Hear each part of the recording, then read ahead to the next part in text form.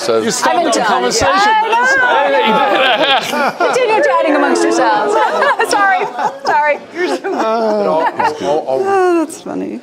She's funny. Yeah, because she's struggling to decide who to take. Anyway, Vanessa, I was just simply saying It helps me. that when we do have projects and Look forward to seeing you. I'd love to invite you. You need to understand what your sweet spot is. I'd love to. We'll have a follow-up call. That coat is so pretty, isn't it? That coat's so pretty. Isn't it? It's beautiful. Okay, the boss tells me we can start now. So welcome, everybody, to putting health at the heart of climate change. So there's been a lot of discussion this week about climate change, and we're really happy to spend some time focusing on health impacts. So we're very fortunate this morning to have Dr. Ahmed Agwa-Ouma here with us. He is the director of the Africa CDC, and he's going to share some brief introductory remarks to frame the issue before we get started. So if I may turn it over to you, Dr. Ahmed. No, thanks, and a good, I think it's still afternoon. You never know with the jet lag related problems, morning can look like evening. But welcome and thank you everyone for coming. Mine is very simple, and let me start with the reality of any sector that fails, it becomes a health problem. It doesn't matter which sector it is, whether it is politicians or the folks who help us with keeping our spaces clean. Any sector that fails, it becomes a health problem. Many sectors have failed over time, and that's why we have climate change now becoming a real challenge to not just prevention, but also trying to respond to health problems across the world. And I'll give you a few examples with the situation on the continent of Africa. Today, we have one of the most invasive cholera outbreaks in the southern part of Africa, particularly in Malawi. Many of us have forgotten that there was a hurricane a year back. There was a tropical storm 6 months later, and that was the genesis of the cholera outbreak, and it has never gone away. But because we've been so focused on other things, nobody has been watching the numbers.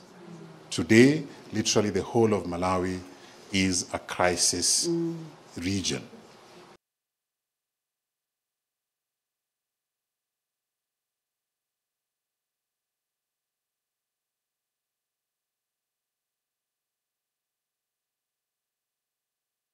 When it comes to cholera. Second is when you look at the small island states that are surrounding the continent of Africa, beautiful Seychelles, Mauritius, Cape Verde, Sao Tome, they are as close as it gets to showing us how bad climate change is because of the rising seawater and also because of the changing climate that results in diseases they had not experienced before. An island supposedly is easy to control things coming in. But today, with all the travel that we do, when it has come in and you don't have the infrastructure to look after it, it becomes a huge problem. These small island states have, for a long time, been battling with NCDs largely. But today, communicable diseases are re-emerging on the islands, all because of climate change. Now, we in the public health space, we have to intrude into all other spaces so that the failure of others does not become our problem. We will be accused of stepping on people's toes and walking into areas that are not our jurisdiction, but if we don't do it, then we'll have a lot more work to do. I'm happier debating jurisdiction when there is no outbreak rather than debating jurisdiction when there is an outbreak. So the conversation we are having here today, let us walk into those spaces where there may be failure or where there has been failure so that we can work together to fix the issues in that particular sector. In this situation, it is climate, and we reduce exposure for our populations to preventable illnesses and health emergencies. If any sector fails, it becomes a public health problem. Thank you. Well done. Thank you. So this is the challenge that we face, and we're going to spend some time walking through it. Let me just give you a sense of what today's going to look like. First, though, I've been asked to remind you that if you are on social media channels, it's hashtag WEF 2023. So I'm Cheryl Moore. I'm the head of research programs at Wellcome. We have 4 areas, one of which is climate and health that we're focusing on over the next 10 years. So we bring an incredible interest in this particular topic.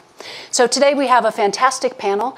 The run of show is that we're going to hear from each of the panelists a bit.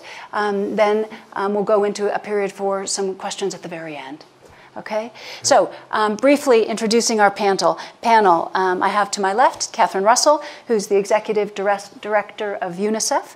UNICEF is tackling the impacts of the intersecting crises on young people, of which climate is certainly one. So we'll hear from Kathy in just a moment. Next, we have Victor Zhao, who is president of the National Academy of Medicine.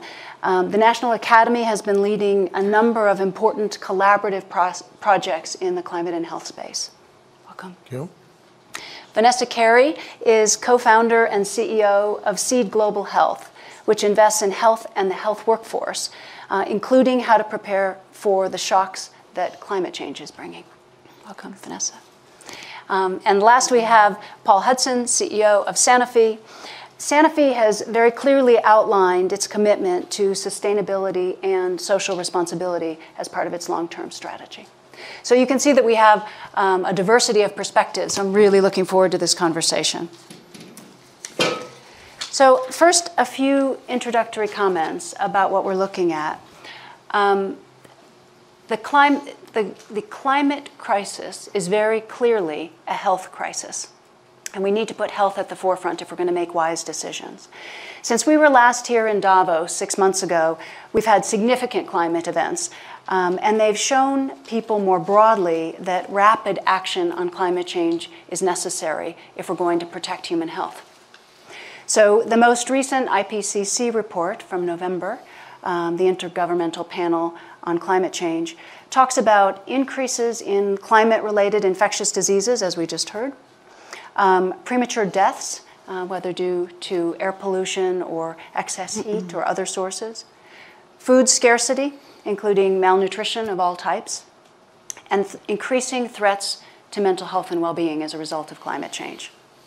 The Lancet Countdown recently reported that health-related deaths in the most vulnerable, which they define as babies and the elderly, increased by almost 70% over the last 4 years, compared with the 4 years beginning in 2000, over 70%.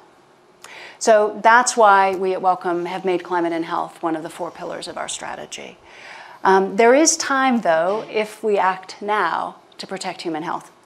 So, for example, there's a new analysis that is soon to be published, the first of its kind, that suggests that if England and Wales were to meet their greenhouse gas emissions targets, it would save over 2 million life years between now and 2050. We just have to do what we said we were going to do. We heard from John Kerry yesterday that there are a number of opportunities for us to double down and make sure we meet those targets. So COP at this year's meeting has set up a new pavilion focused exclusively on health, which was opened by the Director General of WHO, underscoring the importance of health. And we heard a lot of conversations about health that we hadn't in the past when we were talking about climate change.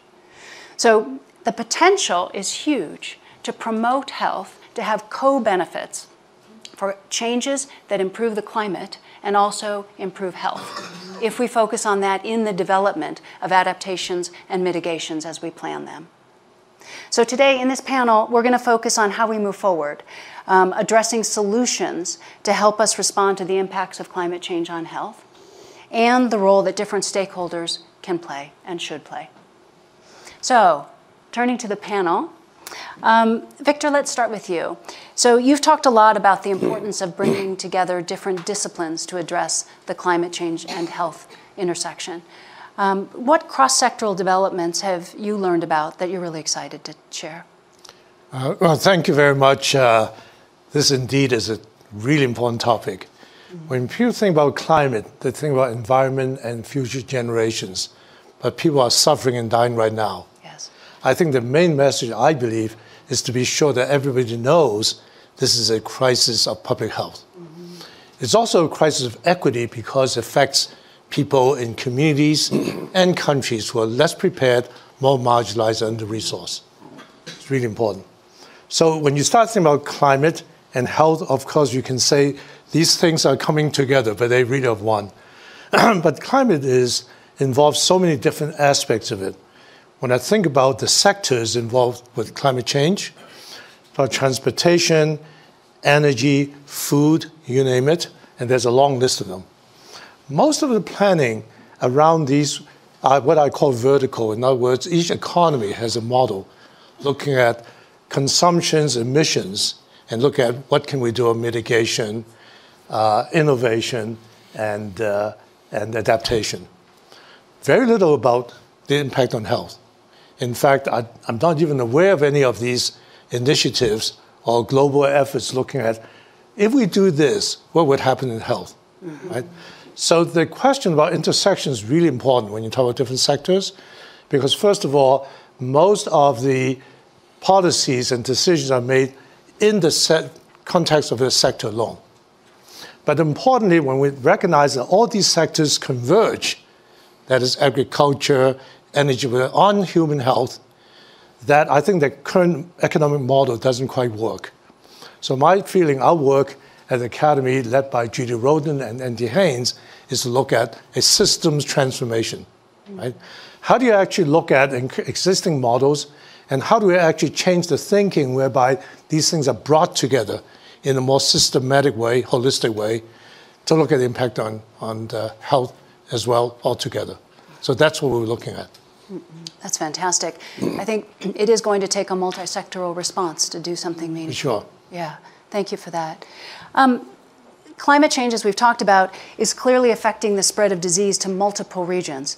So estimates are that there will be over 1 billion people newly at risk by 2080 of dengue, chikungunya, and Zika, not chikungunya, and other arboviruses. So knowing that, we need to be ready to respond. And pharma has a crucial role to play in enabling that.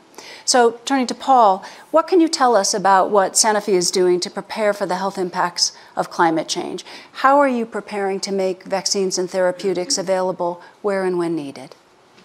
So there's a very deliberate and broad response from the industry, actually, but to focus on us for a little moment. You know, my own journey on climate and health basically came out of, I've been in healthcare for over 30 years, and then I got very interested in climate and the impact it had on health. And now more recently, working with a small group for a group that Prince Charles set up when he was Prince Charles, and the SMI, the Sustainable Markets Initiative. We've been working very hard on the fact that if 5% of global emissions are health, and 45% of that is delivery of healthcare, what can we do to decarbonize the delivery of healthcare? It surprises people sometimes because you know, a lot of those emissions are overheated hospitals, or driving to a hospital for a visit that could have been done virtually, or you know, the incidental costs on emissions are pretty staggering, frankly.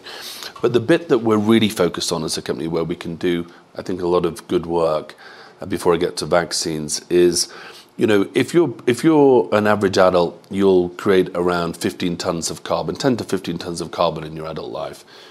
If you're pre-diabetic, you'll also create about 10 to 15 tons of carbon in your adult life. If you go on to be diabetic, you'll create between 30 and 45 tons of carbon, because the way healthcare is delivered to you, medicines that are made, transportation to a hospital, caregivers getting to a hospital, it's almost 3x. And so preventative health, helping people not make the journey from pre-diabetic to diabetic, for example, can have a simply mind-boggling impact positively, not only on them, but on the climate. And I think we've always, in our industry, we've always looked at it in reverse, which is, you know, air pollution causing respiratory disease is still very valid. But it is interesting to think about disease prevention. Vaccination is a big part of that. We're one of the world's leading vaccine companies. And I can tell you, we provide vaccines at little to no cost in almost all countries. In fact, we are working even harder on helping provide places of care, which could be at places of worship in some of the hardest hit countries, because where people gather is where we can try and do some good, because we can't expect sophisticated healthcare delivery systems in cities in many of these countries. So we work tirelessly to try and make sure that we can bridge that gap. The last thing is about our own emissions ourselves as a company. And, you know, we've committed to net zero by 2045. Like many, we've committed to neutrality by 2030. We've committed to 100% renewable by 2030. You know, we've worked across all the levers to try and make sure that we're not adding to it. And as a CEO, I have to say, when you get these roles, you know, it's exciting, of course, and you think about transforming your company, great. But I think more and more, particularly with the times I spent at Davos, you realize your responsibility to use your role to do good for the planet and population health like never before. And I've been coming here a long time, but just simply changing role over the last 3 years for me has been a real moment of truth for my own role in trying to bring all those things together to do something significant. And if we don't, nobody's going to.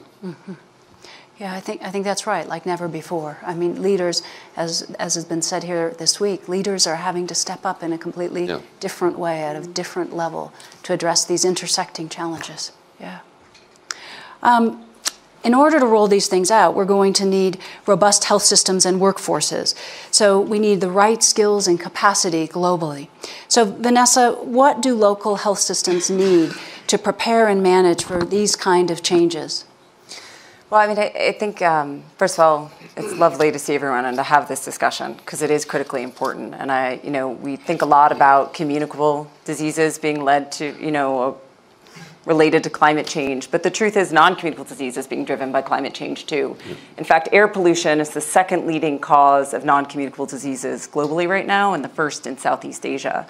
And when you think about what that impact looks like, that's actually about 47 trillion in costs globally between 2010 and 2030, just to manage some of that disease. And so as we're looking at this, it affects every aspect of health. There's higher maternal risk that's led to from climate change, increases in stillbirths, premature births.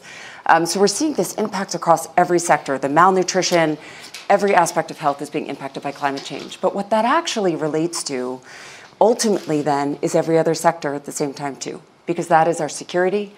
If a mother dies, her child is more likely to die growing up. Their child's more likely to be socioeconomically disadvantaged. They don't go to school. When you think about what most people's main assets are, it's their ability to work. And if you're sick, you can't work, you can't participate in markets, GDPs don't grow. And so we have a real opportunity to address this.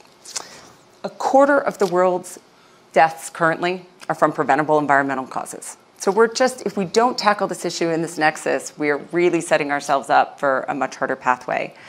And I think as we think about what the solutions are to address this, and it's really in building strong, resilient health systems that can address all of these diseases. And for me and for the work that we do at Seed Global Health, that is very much rooted in health systems and the health workforce that makes up those systems. We've done an incredible job of promoting technology and trying to leapfrog, these solutions. But we are actually leapfrogging the fundamental people who are needed to deliver care. And it doesn't mean that there isn't a need for technology, but you leverage it through the humans that hold it, know how to use it. And when a woman is in preterm labor from extreme heat, and she's hemorrhaging, it is a human who hangs the bag of blood that will save her life. And so we have to really think about what these connections are. Dr. Ahmed, I'm really glad that you raised Malawi.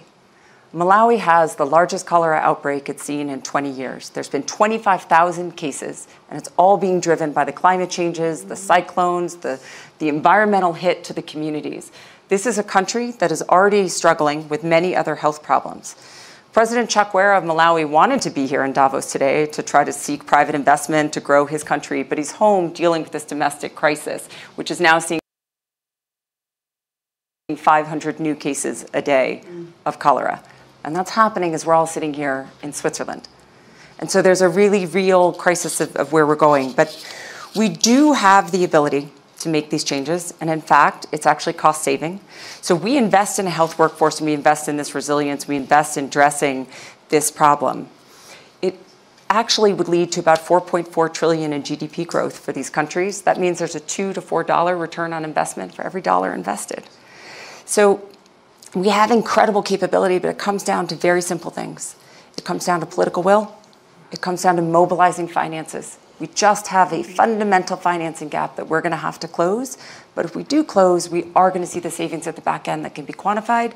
And far more importantly, we're going to save lives and create a better well-being and a better security for all of us. Thanks. Yeah, we have to take action early. And I think we saw this in COVID, right? So COVID cost us $11 trillion over 9 months, right? And we knew we needed to do more on global pandemic preparedness, right? So now this is staring us in the face, and it's time to take action. The issue about food security, the IPCC report also talks about the reduction in land that's suitable for farming due to extreme drought. There's a reduction of about 30% since 1950. 30%. So we're seeing growing hunger. So the heat waves in 2020 were associated with almost 100 million more people suffering from food insecurity than in decades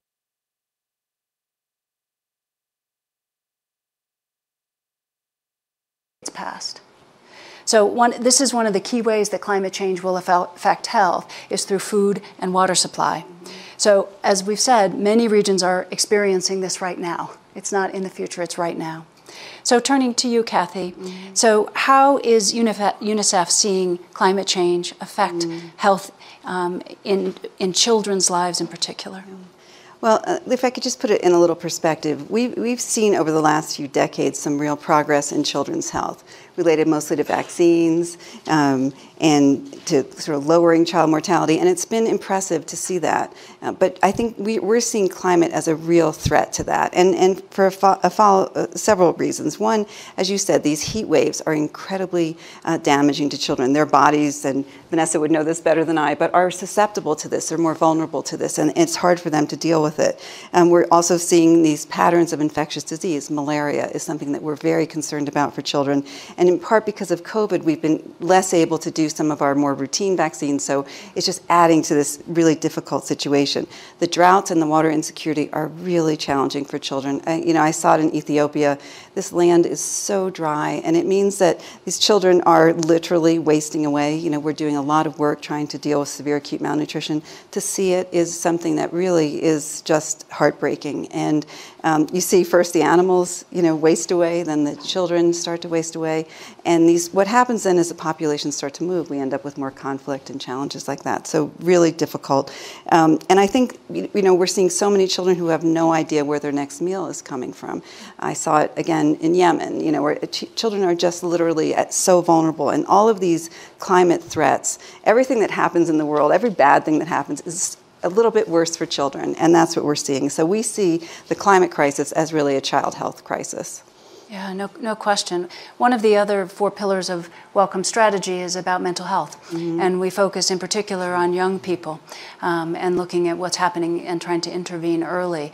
It sounds like you are seeing some changes in mental health among children. The interesting thing is there's more awareness of mental health issues. That's a positive. But we also know that the impact of so many of these crises is having a real damaging effect on children. I've seen it in Ukraine, where these children are talking about seeing horrible violence and the impact of that on children.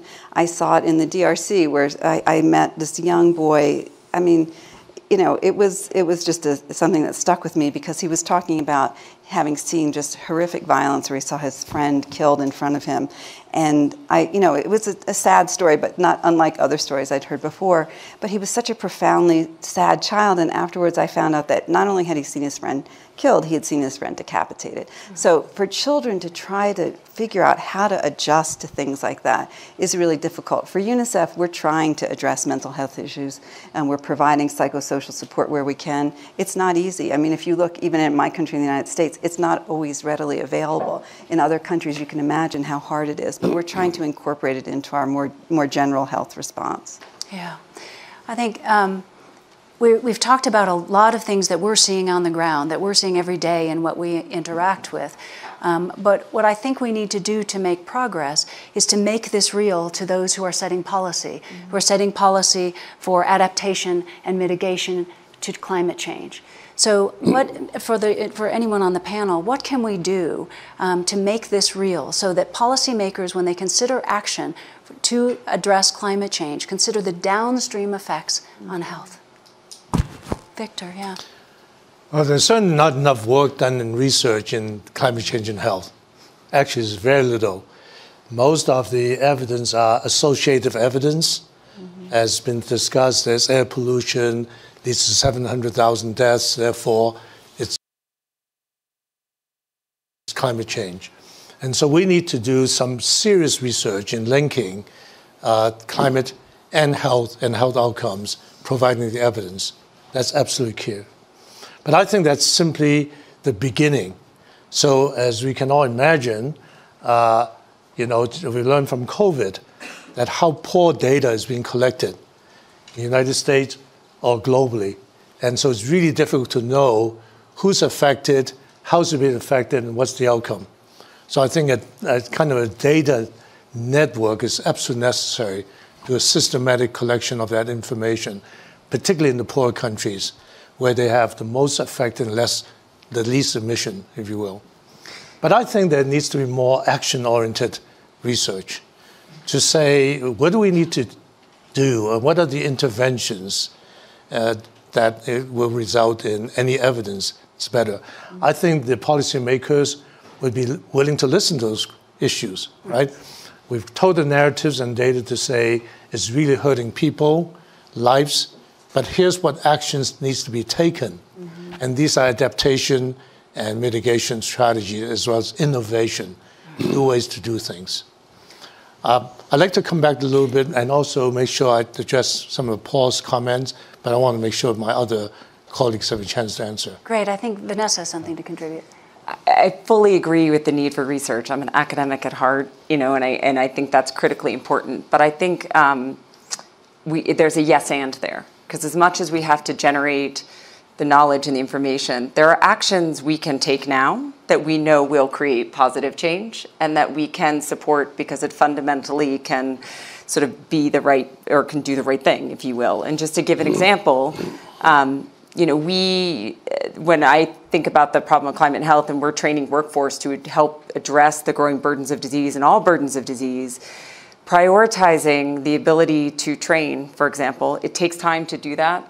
We have to start that now, because to build that workforce that is going to manage the extra 250,000 deaths that we're going to see from climate change, the growing non-communicable disease, the existing disease that is already there, we already know that that's a win-win and we can be pushing for it. And we also know it's possible. So I think that if we can give policymakers already what some of the solutions can be and the answers and the fact that there's already partners ready and at the willing. And I think, Dr. Ahmed here is leading at the Africa CDC a huge initiative on the new public health order, which includes investing workforce and building out local manufacturing to help address some of the vaccine readiness for the changes we're going to see in disease. And being able to invest in those now when we know that they're also just going to have a good outcome lets us also get started on this. And I think giving those solutions that we know have worked by bringing examples like the work we've been doing at SEED in our countries in Africa, or the work that our other colleagues have been doing, or the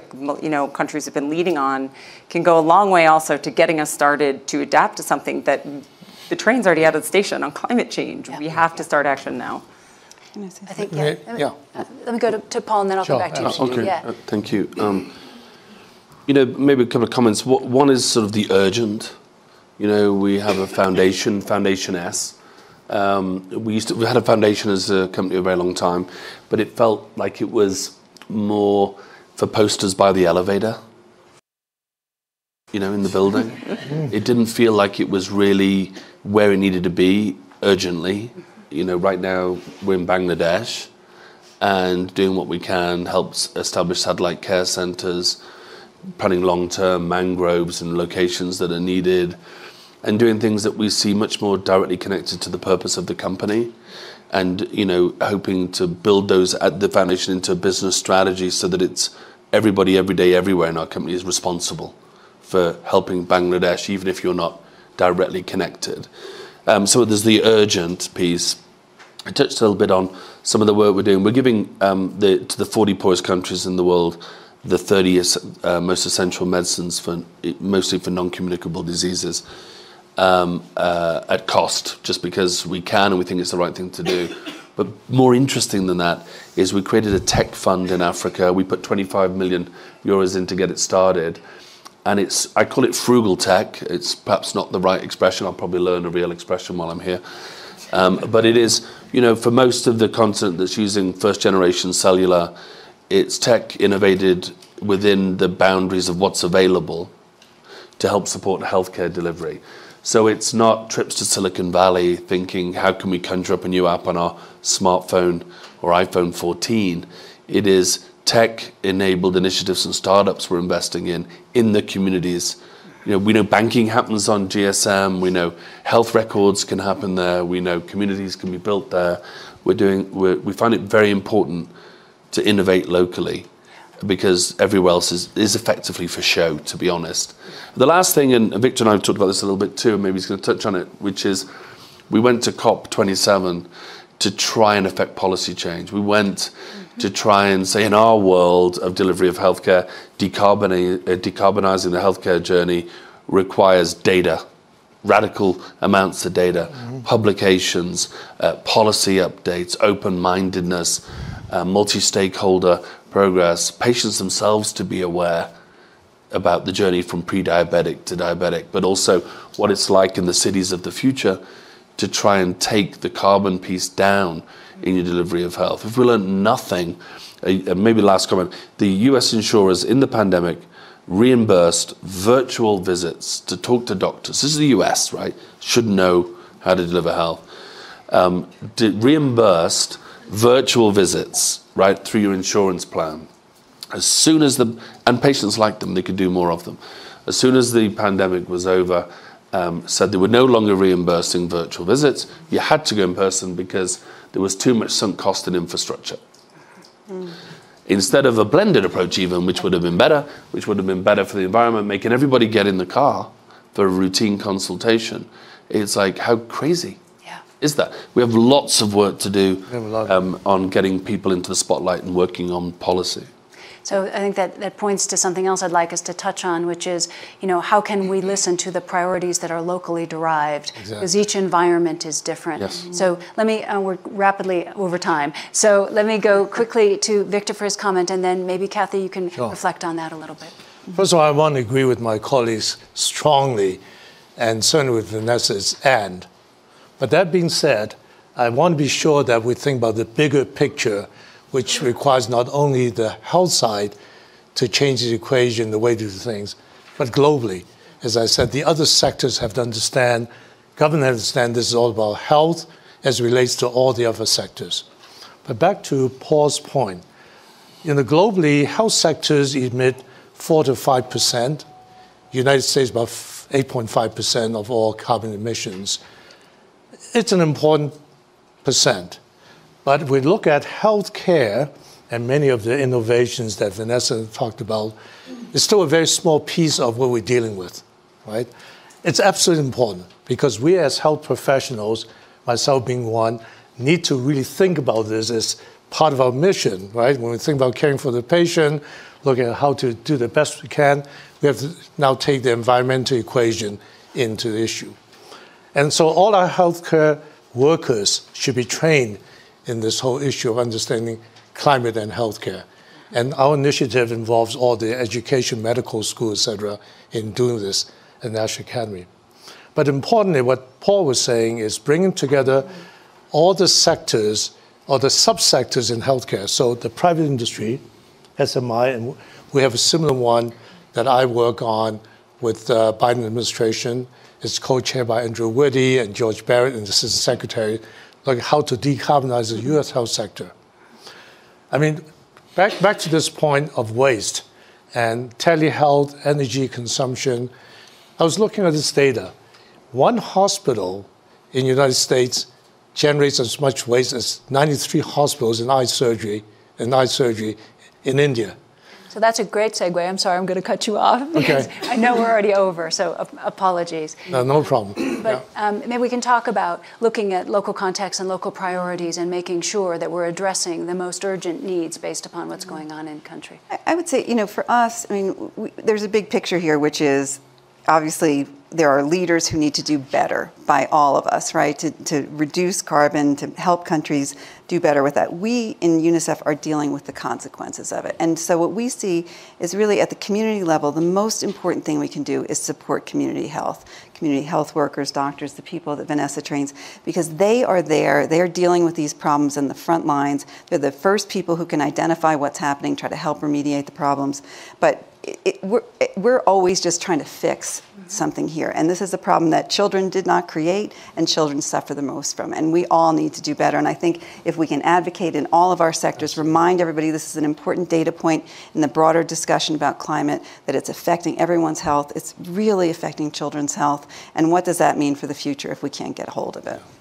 Thanks. Yeah, that brings us back full circle to what Dr. Ahmed said in the very beginning about solving for systems that need fixing, right? Yeah. So, great. This has been a fantastic discussion, and I'm sorry to not let you... I think designing research is exactly the point.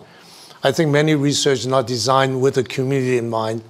People with lived experience participating in looking at where the issues are, where the needs are, and how to co-design the research questions. That's great. That's right. So we have just 5 minutes for a question or two from the audience. So it may only be one. But if I could have somebody take a mic to this gentleman right here, please. First of all, thank you. My name is Roman. I'm from Ukraine, and I'm from Global Shepherds community. And also, I'm anesthesiology resident from the biggest hospital in the Ukraine.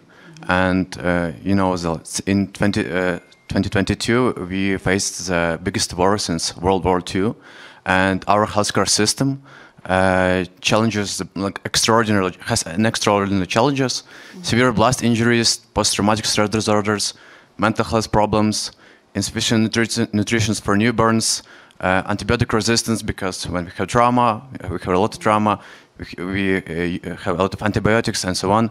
And these challenges that the best specialists in the world should work on. And what is the best way how the world could deal with this and help? Thank you. A challenging question. Who'd like to respond? I would make a general point, which is war is the worst enemy of children everywhere. I mean, we see it in every conflict. They suffer the most. I saw it in Ukraine where people were operating in hospital facilities underground. I mean, it's just, it's almost impossible to have a good outcome in a situation like that. So, I mean, I would advocate for the end of war if we want to try to do well by children. And certainly Ukraine is a good case example of that. Certainly, I think there's lots of effort, at least when I can see, and on behalf of our academies, reaching out to not only Ukrainian scientists and clinicians, people on the ground, but also to the neighboring countries like Poland, where you can see a lot of displacement. So we have major initiatives to look at how to support looking at on the ground, working with the Ukrainian health systems, et cetera, and trying to raise a lot of money and enable also students who displace, who go to Poland to continue education. So I think your point's well taken. I think that there's you outlined for me the real crisis for the health workers that are on the front lines, that are putting their lives at risk every day to take care of patients. And that speaks to a broader issue of how we value healthcare workers, I think globally at this time, and the kind of investments we were putting in. And I think there are a lot of institutions, or I hope there's a lot of institutions. I know Mass General, where I am a physician, has been doing work to support some of the acute care needs through either telemedicine, directly sending support teams. I think the degree to which both your government, but also your professional societies can make connections with other professional societies outside of the country to be explicit about what the needs are, we can then, as a community of health workers who want to stand in solidarity, can try to motivate both the resources, the support, the expertise, and think about where there's lessons learned in other times of conflict, crisis. I think a lot of blast injuries, also there might be lessons learned from the giant earthquake in Haiti and the crush injuries we saw, and how we figured out systems to be able to take care of mass casualty. but I think there's the solidarity piece. There is a community that wants to support, and I think we can make those connections to really try to reinforce the extraordinary work that you all are doing every day on this front line, and to know that there's many ways that we can mobilize the resources that are in existence, and we will continue to try to do so. Thank you. Anything? Well, only that, I mean, it is awful in so many ways and brutally tragic, and we know that. And for us, the first order of business as a healthcare company was to make sure that the medicines could get through. There was over 33 checkpoints. Often our trucks had to get through. Our distribution centers were damaged. Our staff in the centers that were distributing to hospitals, which were already severely structurally impacted, the staff had gone to fight. So we had to retrain people and get everybody in the right place to make sure the medicines could get through. No different, by the way, to any other pharmaceutical company. I think everybody kept trying to do it. I think the real step up from us and others will be the rebuilding effort, and how we help retrain, how we help set up new infrastructure, what we can do. And there's been many connections with the Ukrainian government on trying to get that started, planning for the return, if you like, which feels hard to be optimistic about it today, but I think it's part of our duty as a healthcare company to play a part in that. And I find that the requests from the Ukrainian government and representatives have been very considered and very long-term in their planning. And I think we have to remember, once hopefully this thing is over, as awful as it is, that we don't forget the urgency in the reconstruction, which I think we all have to play a part in. Thanks, Paul. And I think this underscores how challenging it will be to keep health at the forefront of our climate action, because there are so many other competing crises that we need to take into account right now. This is the challenge that we all face. So if there's anything that we've learned from COVID, though, it's that there are reasons to be optimistic. Right? So we've seen that when we come together, when we bring together industry, government leaders, civil society leaders, together we can find a way forward. As we consider the development of adaptations and mitigation around climate change, we have to keep health at the forefront. If we do, we can ensure health and prosperity for the long term. If we don't, we will, I forget who it was, I think it was Kathy who said, when people when they're not healthy, they can't work, right? So it will start to tumble one after the other more rapidly than we'd like to see. But we can do it if we come together. So thank you so much to this panel for a really exciting and stimulating conversation. Thank you for the moderation. And now I'd like to turn it over for one moment to Cheyenne Bichen, who has a closing comment. Yes. Oh, there you are, sorry. Thank you, Cheryl. Enough has been said, so I don't want to take up a lot of time rehashing those. But the one thing I want to emphasize is the impact of climate change on health is here and now. It's not 5 years from now, it's not 10 years from now. So we must come together and take action now. We have seen that with rising temperatures, more than half of the infectious diseases are increasing. Mm-hmm. There is a big increase in those infectious diseases.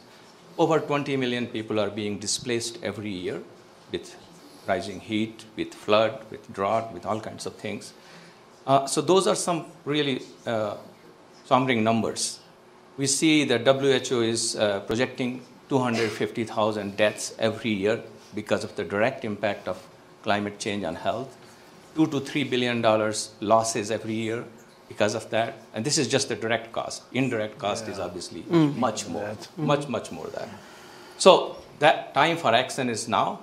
And the answer is, as you said, Cheryl, multi-sectoral action. Yes. People from different sectors have to come together and act on it. The answer is in global public-private partnership. And we at the World Economic Forum, as you know, we pride on providing that platform. So that's something that we pledge today. And actually today, the World Economic Forum, together with Wellcome Trust, will launch an initiative to look at that, that is to look at the impact of climate change on health. As Victor was also saying, we want to make sure that there is, and I think Vanessa said too, that there is enough research-based data, research-based evidence.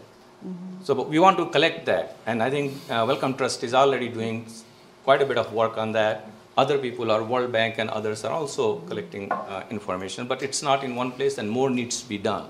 So we want to make sure that we have good amount of research-based data that we can take to policymakers. We can bring it all together to respond to it. I mean, the one thing we need to do is prepare our health system. If we want to tackle the impact of climate change on health, your health system has to be prepared. It has to be sustainable, it has to be resilient. So that's something that we would be working on. But with that, without taking any more time of you, I want to thank Cheryl, Kathy, Victor, Vanessa, and Paul for being here, and all of you for participating in this. Thank you. That's